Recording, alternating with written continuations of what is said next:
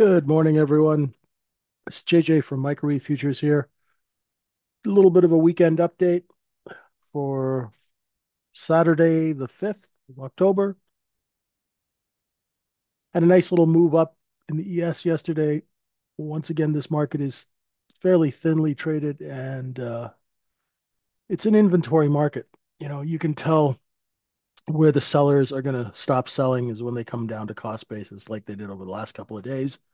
So, what we effectively did was we took out the weakest of longs here, flush them into bids, let the shorts come in and cover. Wholesale built a little position there, went up to distribute it on Friday. So for the candle charts, um, staying over 57.80 and a quarter was great. Now we went to the middle of this area here, 58.02 quarter, 58.24 half is the top. Actually, it's the middle of this next zone, and this is the quarter of it. So we looked above 5802, failed to close above 5800, which is quite interesting. Didn't have the steam or the juice to do it. Here's a market profile chart. Same thing we're looking at here.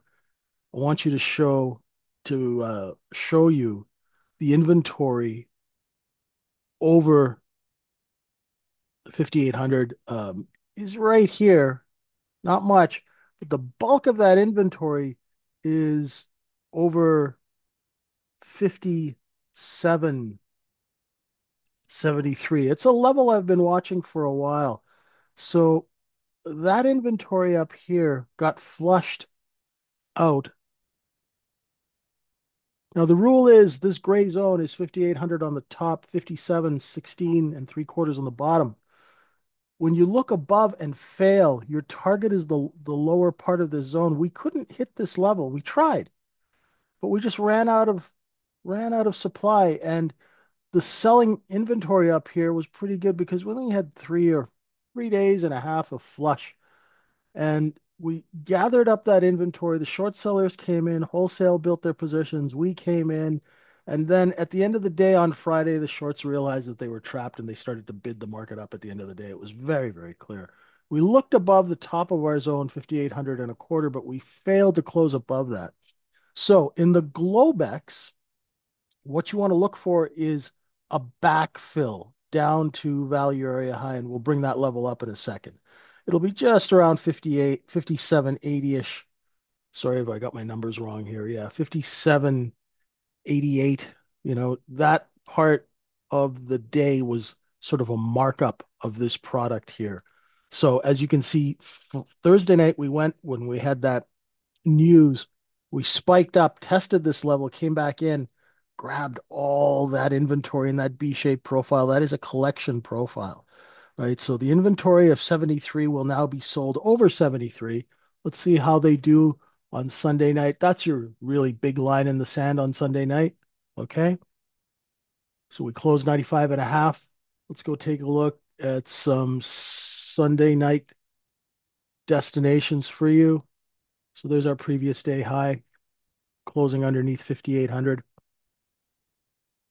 The point of control never got a chance to move up. So you could see here when we took the upper stops in L period, when I left that green, when we took that stop, that's where the shorts are trapped. The first place you're going to look is the top of Friday's cost basis because we're going to try, hopefully for the wholesalers, they'll get to sell in this area between 57, what do we got? 57.86 up to the high of Friday. So when the market opens up, look for back and forth in this box. Now, if it doesn't do that, if we lose the bid, because these bids come in at the end of the day for markup reasons, right? They're not there on Sunday night. If we lose the bid, just use the lower stops. So we have, they'll be responsive buying at 86 if we come down here, because that's where the shorts are trapped, okay? Between the M low and 86. Next place is going to be between 86 and 82. There'll be some short covering here. The cost basis for Friday is down here at around 57.71. Okay. So if we get a big liquidation, don't get trapped. Remember that cost basis, point of control, that's where the majority of the inventory is priced. That's what they really should tell you. The point of control is just where the majority of the inventory on your cost basis is priced, right? Here's your inventory. Most of it's priced here between 57.85 and 57.54, right? So we just, sorry, wasn't, didn't have that set up.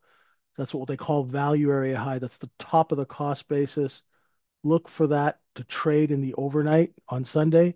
Now, say something really crazy happens and we get above, the upper stops will be the O high, just under 5,800, and then there'll be a stop up here just under 5,802 and the previous day high. The upper stops will generate buying, which the large traders should generally sell into. Lower stops will create selling, which allows the short sellers to come in and cover underneath.